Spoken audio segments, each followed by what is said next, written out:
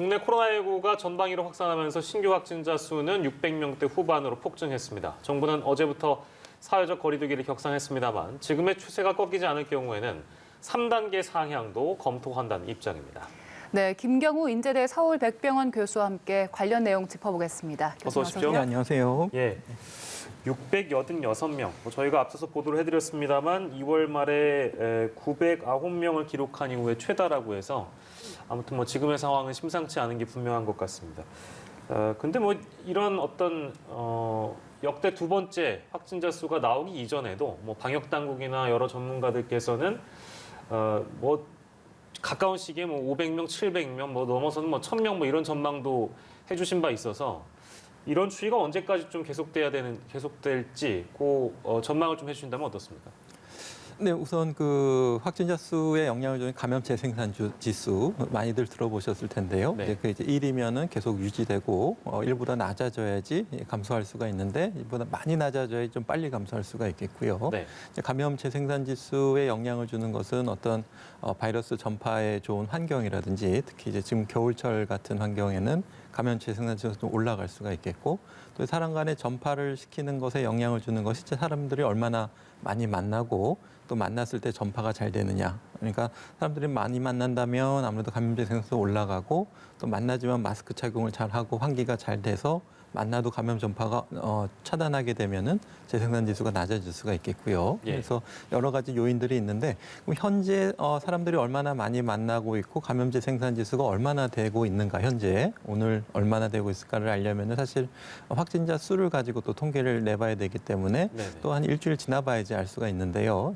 최근 일주일 자료에서는 감염제 생산 지수 한 1.2 정도 좀 높은 것으로 분석이 되고 있어서 최근 일주일간 감염제 생산 지수가 1.2였으면은 앞으로 한 일주일간도 1.2배로 확진자 증가할 수가 있겠다. 그러니까 600명이면 3, 4일 뒤에 이제 700명, 또 3, 4일 뒤에 800명 이런 식으로 늘어날 수가 있겠다라고 볼 수가 있겠고요. 예. 그러니까 지금부터 3단계를 해서 다 한다고 해도 이것이 감소세를 우리가 기다려 보기에는 역시 또한 열흘 정도 시간이 지나야지 또 감소세를 볼 수가 있기 때문에 방역 당국에서 예측한 것처럼 앞으로 한 1, 2주 후에는 현재 감염제 생산 지수가 1.2에서 더 떨어지지 않는다면은 1000명 또는 2000명까지도 나올 수 있겠다. 이렇게 예측을 하고 있는데 예측이 틀릴 수 있는 것은 현재 감염제 생산 지수가 그러니까 오늘 많은 분들이 생활 사회적 거리두기를 잘 하셔서 많은 접촉을 안 하고 있다. 이렇게 되면은 1, 2주 후에 좀 우리가 감소세를 조금 시작되는 것을 기대해 볼 수가 있을 것 같은데요. 네.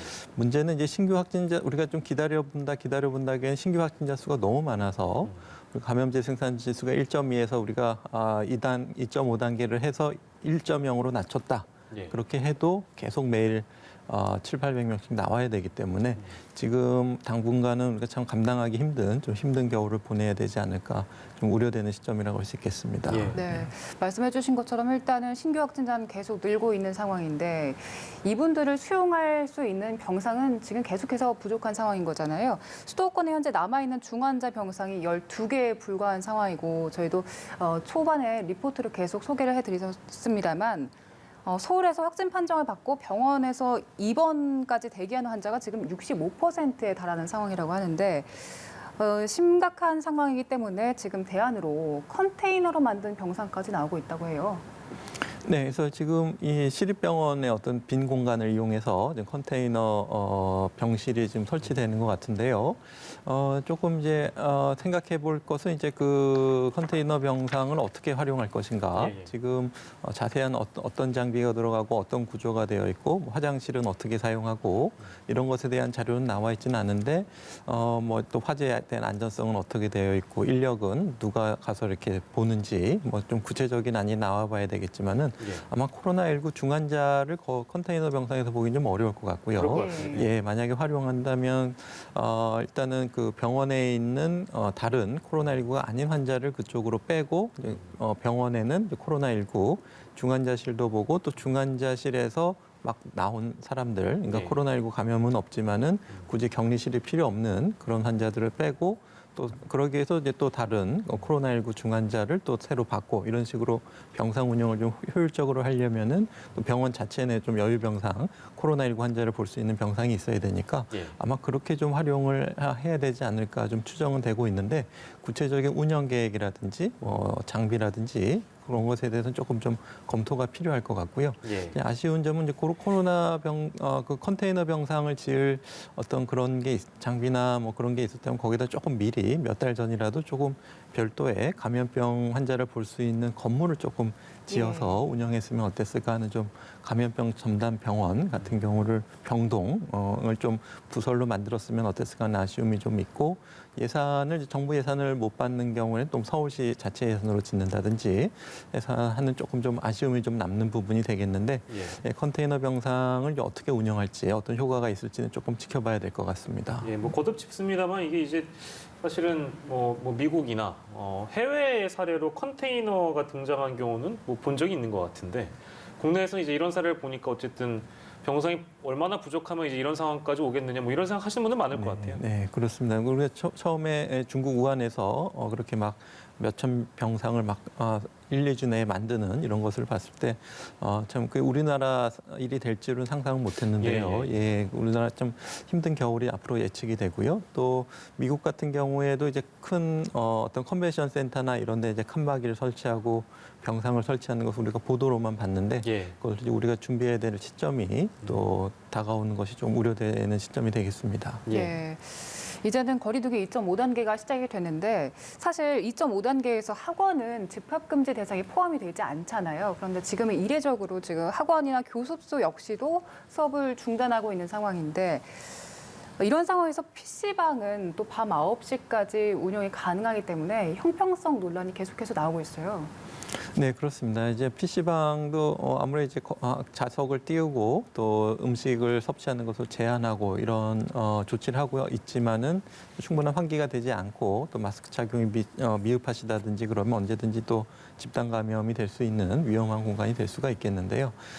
일단은 PC방 업주분들의 어떤 그런 너무 어려운 점에 대한 어떤 민원 이런 것 때문에 이런 것을 좀 감당하기 좀 어려우셨던 점이 아닌가 좀 추정이 되고 우리가 강제적으로 규정을 못 한다고 해도 좀 자발적으로 좀 이용을 좀 자제해 주신다든지 예. 아니면은 조금 운영이 어려운 PC방 같은 경우에는 조금 운영을 중단하는 대신에 좀 적극적으로 어떤 피해에 대한 지원을 해준다든지 이런 예. 것이 결국은 더 큰 경제적인 이득을 얻을 수가 있기 때문에 예. 이런 어려우신 분들에 대한 좀 적극적인 지원 같은 것들이 필요할 것 같고 또 정부의 지원이 아니더라고 하더라도 뭐 PC방을 좀 많이 이용하시는 분들은 좀 자발적으로 좀 도와드릴 수 있는 방법들을 뭐 선결제를 뭐 좀 미리 해놓는다든지 예. 뭐 좀 다양한 방법으로 좀 아이디어를 모아서 이용하진 않지만 좀 이분들이 운영을 안 하더라도 생계에 좀 지장이 피해가 최소화될 수 있도록 좀 많은 지혜를 좀 모아야 될 것 같습니다. 예, 뭐 업종별로 일종의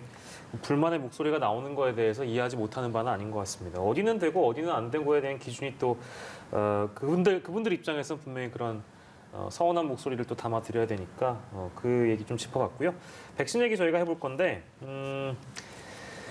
우리 정부가 코로나 백신 4,400만 명분을 확보했습니다. 이제 어제 보도해드린 내용인데 우리나라 인구 88%가 접종할 수 있는 분량이라고 그래요. 근데 이거 좀 늘려야 되지 않은가? 뭐 이런 목소리도 있나 봅니다. 어떻게 보십니까? 네, 만약에 이 순차대로 다 확보가 된다면 큰 문제는 없겠지만 이제 혹시 이 한 개라도 좀 백신 공급에 차질이 생긴다든지 또 문제가 돼서 백신 접종이 중단된다든지 그런 경우에 대비를 해서 좀 미리 확보를 해야 되지 않겠냐는 의견이 있는 것 같습니다. 그래서 일단은 접종 전략을 이제 고위험 취약군 계층 또 돌보는 사람 위주로 하는 접종 전략이 하나 있을 것 같고 네. 또 이제 전 국민이 어떤 집단 면역을 위해서 전 국민이 맞는 집단 면역 전략이 있을 텐데 이걸 조금 구분해봐야 될 것 같고요. 만약에 이제 전 국민이 맞는 어떤 접종 전략을 펼치게 된다면은 좀 추가적으로 좀 미리 확보해 놓는 것이 필요할 것 같고요. 예. 조금 물량은 부족하더라도 이제 고위험군 또 의료진이라든지 사회적으로 돌보시는 분이라든지 이런 분들이 먼저 맞는다. 우선 접종군만 맞는다고 하게 되면은 조금 좀 이 4,400만 명 분량 중에서 뭐 한 30-40% 차질이 생긴다고 해도 한 2-3천만 명만 맞아도 예. 좀 우리가 어느 정도 큰 고비는 좀 넘길 수가 있기 때문에 일단은 그 우리가 좀 추가적으로 확보하는데 재원이 그렇게 많이 추가적으로 필요하지 않는다면 예. 또 유리한 조건을 협상할 수 있다면 뭐 추가적으로 확보하는 것은 나쁘진 않을 텐데 지금 백신이 이제 부족한 상태고 또 이제 우리가 계약하기 좀 불리한 조건이라고 한다면은 좀 전략을 잘 짜서 지금 현재 있는 백신이 좀 부족할 가능성에 대해서 충분한 좀 대비는 해야 될 것 같습니다. 네, 예. 알겠습니다. 백신이 일단 빠르면 내년 2월부터 국내에 들어오는 건데 2달 정도 흐른 뒤입니다.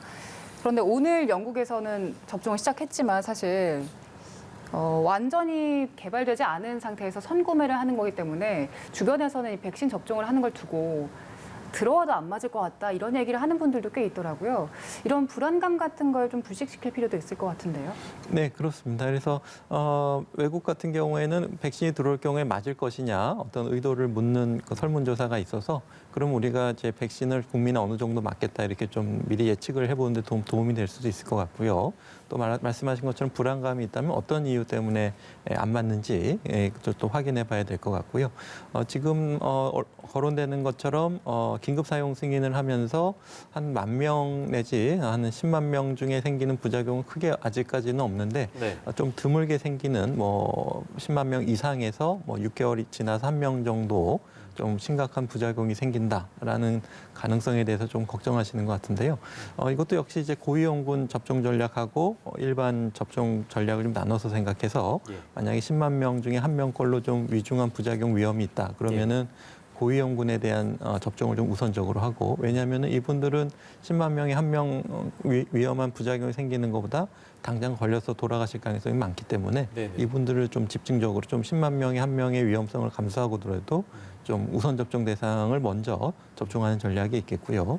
그다음에 이제 일반 시민들이 이제 일반 건강하신 분들이 맞는 것에 대해서는 조금 선택권을 줘야 될 것 같습니다. 그래서 네. 10만 명에 1명 꼴의 위험을 감수하고 이제 동의하시는 분이 맞는다든지 또 그럴 가능성에 대해서 이제 충분히 우리가 대비를 해서 좀 긴밀한 모니터링을 한다든지 이렇게 해서 일단은 고위험군은 좀 우선적으로 백신을 안 맞는 것이 더 위험하다는 것을 좀 충분히 설명을 하고 접종을 좀 적극적으로 권해야 될 것 같고 젊은 분들에 대해서는 좀 추가적으로 나중에 좀 동의하시는 분에 대해서 선택적인 접종 전략도 좀 고민해 볼 필요가 있을 것 네, 같습니다. 알겠습니다. 영국에서는 이미 접종을 시작을 했고 이제 이어서 미국에서도 접종이 시작될 텐데 우리나라에 2월에 들어오게 된다면 그 전까지 한 2달여 시간 동안 백신이 안전한지 외국의 사례를 통해서 우리가 좀 검증을 충분히 할 수 있을까요? 네, 일단은 지금 긴급 사용 승인 조건 중에 하나는 이제 미국 FDA 기준을 봤을 때는 그래도 한 3,000명 이상에서 2달 이상 안정성을 확보한 다음에 우리가 허가를 해주겠다. 그래서 FDA에서 이제 검토해서 승인해주는 것은 이제 최소한 3,000명 이상 2달 동안은 큰 문제가 없다라는 것이 이제 확인이 됐다고 보면 될 것 같고요. 말씀하신 것처럼 추가적인 2-3달, 6개월 동안 또 더 많은 10만 명이나 100만 명당 생길 수 있는 부작용 위험성에 대해서도 우리가 좀 관찰해 볼 필요가 있을 것 같은데요. 우리가 이제 삼상 시험에는 이것이 이제 위약군과 접종군을 나눠서 이제 비교를 했기 때문에 우리가 이게 우연에 의한 어떤 부작용인지를 위약군과 비교해서 위약군과 별 차이가 없었다고 하게 되면은 백신과의 인과성이 많이 증명되지 않으면은 이거는 백신으로 인한 어떤 위대한 유중한 부작용은 아니다 이렇게 좀 확신할 수가 있겠는데 이제 삼상이 이제 계속 진행되면서 위약군과의 어떤 위약군도 계속 모니터링을 하거든요. 그러니까 지금 삼상 시험이 완전히 끝난 건 아니고 모니터링하는 것이 뭐 6개월, 12개월, 24개월까지도 계속 부작용이라든지 항체 생성률 같은 것이 모니터링 되기 때문에 우리가 좀 부작용이 생기는지 잘 봐야 되고 그것이 지금 삼상에서 진행되고 있는 위약군에 비해서 더 많이 발생하는지를 좀 지켜볼 수 있는 그런 여유의 시간을 가질 수가 있을 텐데 문제는 이제 우리가 너무 이제 감당하기 어려울 정도로 신규 확진자 수가 많고 중환자 병상에 못 가서 바로 돌아가시는 사례들이 계속 증가한다면은 네. 우리가 한국식약처에서의 어떤 최종 긴급 사용 승인이 아니라고 하더라도 임상 시험 단계에서 동정적 사용 승인이라 그래서 우리가 이제 시험군과 대조군과 이제 어떤 이중 맹검의 백신 임상 시험은 아니지만 그래도 트럼프 대통령이 맞았던 것처럼 예. 우리가 임상시험 예외 규정이긴 하지만 본인이 희망하는 경우에 우선적으로 접종할 수 있는 방법도 있기 때문에 어떤 치료제라든지 예방접종에 대해서도 우리가 좀 임상 시험 대상 인구를 확대해서 예. 좀 먼저 선접종을 할 수 있는 방법도 좀 고민해봐야 될 시점이 될 수도 있을 것 같습니다. 예, 알겠습니다. 백신 얘기 저희가 해봤고 감염 사례들 저희가 좀 만나볼 텐데 전국 단위이기 때문에 일단은 부산으로 먼저 가보겠습니다. 부산의 경우에는 지금 부산 남구에는 떡방앗간 여기 지금 확진자가 18명이 나왔는데요. 여기는 그 지역민들이 주로 이 방앗간에서 담소 나누고 그러셨던 모양입니다. 그래서 동네 사랑방 역할을 했던 것으로 전해지는데 지역사회에 이렇게 빠르게 파고드는 어떤 대표적인 사례가 되지 않을까 싶습니다.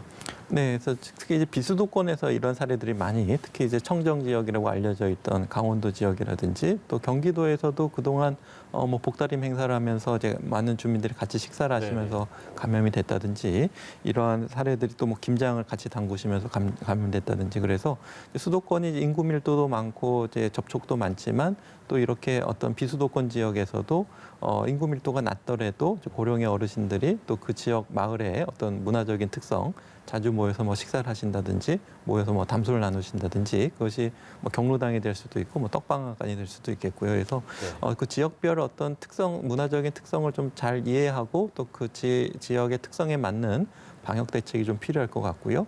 또 거기에 또 역학조사도 역시 어떤 이분들의 어떤 지역적인 문화적인 특성에 따른 동선이라든지 접촉자의 특성 이런 것들을 좀 잘 이해하시는 분들도 역학조사에 좀 투입이 같이 되면 좋을 것 같은데요. 예. 그러니까 역학조사에 어떤 외부 전문가의 지원도 필요하고 또 그 지역사회 자체에서 지역사회에 대한 어떤 문화적인 이해도 있으시면서 감염병 특징에 대한 이해도 있는 그런 의료인들이 역학조사관으로 투입이 돼서 그 지역사회의 어떤 특성이라든지 이거에 맞는 역학조사 또 방역 대책, 예방 이런 것까지 지역사회 중심으로 소규모 공동체 중심으로 예방 같은 것들이 좀 많이 좀 활발하게 일어나야 될 것 같습니다. 예. 네, 알겠습니다. 그리고 또 전북 전주에는 현대차 공장에서도 집단 감염이 발생을 했는데 지금 확진자가 16명입니다. 대부분의 트럭 생산 라인의 근무자들에게서 확진이 나타났는데 당국에서는 이 트럭을 만드는 공정에서보다는 사내 헬스장에서 감염이 된 것 같다 이렇게 진단을 하고 있습니다. 그런데 이분들이 대다수가 무증상이었던 점이 문제인 것 같아요. 네, 그래서 이제 젊은 분들이시기 때문에 그리고 이제 어떤 이 현대차 전주 공장의 어떤 특성을 또 좀 우리가 좀 모르니까 사내 헬스장이 있는지 또 트럭 공장하고 또 다른 버스를 만드는 공정은 어떻게 되어 있는지 이분들이 식사라든지 출퇴근할 때 통근 버스는 어떻게 이용하는지 이런 것들에 대한 좀 특성에 대한 좀 분석이 좀 필요할 것 같은데요. 지금 일단 알려지기로는 전주 공장 직원 등 5천여 명에 대해서 이제 전수 검사가 이제 이루어질 예정으로 알려져 있고요. 예. 또 말씀하신 것처럼 이분들이 이제 주로 살고 계신 생활권 완주군 전주시 이렇게 지역사회에 펼쳐져 있기 때문에 말씀하신 것처럼 무증상이시기 때문에 이분들이 이제 증상이 없으니까 이런 지역사회에서 많은 또 다중이용 시설들을 이용하셨을 것 같고 또 이분들과 다중이용 시설 같이 이용한 다른 지역사회 주민들이 또 같이 감염됐을 가능성도 있기 때문에 일단은 무증상이지만 이제 전체 많은 검사를 통해서 어느 분이 확진되셨고 그분들이 방문하셨던 노출됐던 접촉자들을 확인해서 그 지역 사회에 대한 감염 차단 노력들이 좀 필요할 것 같은데요. 우리가 어떤 우선 남구의 어떤 떡방앗간 지역 사회의 어떤 그런 공동체적인 특징도 있지만 또 직장도 하나의 또 공동체가 될 수가 있기 때문에 어떤 그 직장의 어떤 공동체의 특성, 사람들이 이용하는 어떤 시설이라든지 이용하는 행태라든지 이런 것에 대해서도 우리가 조금 미리 좀 사전에 이해가 필요하고 헬스장 만약에 이제 트럭 공정할 때는 공장에서는 방역 수칙을 잘 지키시고 왔다 갔다 하실 때 증상에 대한 출입 관리라든 걸 잘 하셨는데 헬스장이 예를 들어서 좀 환기가 잘 안 되고 또 마스크 착용이 좀 미흡했다. 탈의실이 조금 간격이 좁다라든지 뭐 그런 요인이 있다면 좀 누가 와서 이렇게 해주기 전에 공동체 자체 내에서 이런 것에 대해서 좀 사전적인 예방 조치가 필요하겠다 이렇게 해서 비록 현대자동차뿐만 아니라 많은 직장에서 네네. 그 직장의 특성을 보시고 공동체적인 특성에 따라서 감염 위험이 좀 높은 이런 요인에 대해서는 좀 사전적으로 조절하는 노력들이 좀 필요하실 것 같습니다. 예. 수도권에서는 2.5단계 시행되면서 사실 헬스장은 운영을 못 하잖아요.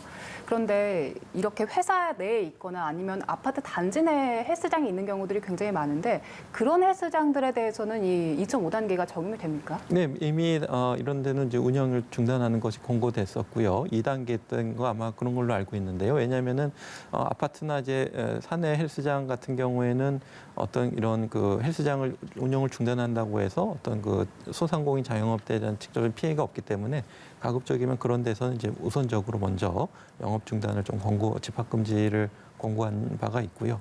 아마 여기서 사내 헬스장 감염 경로도 감염 전파가 일어난 시점이 2단계 조치가 시행되기 전에 아마 조치가 감염 전파가 일어난 건 아닌지 한번 좀 확인은 필요할 것 같습니다. 예.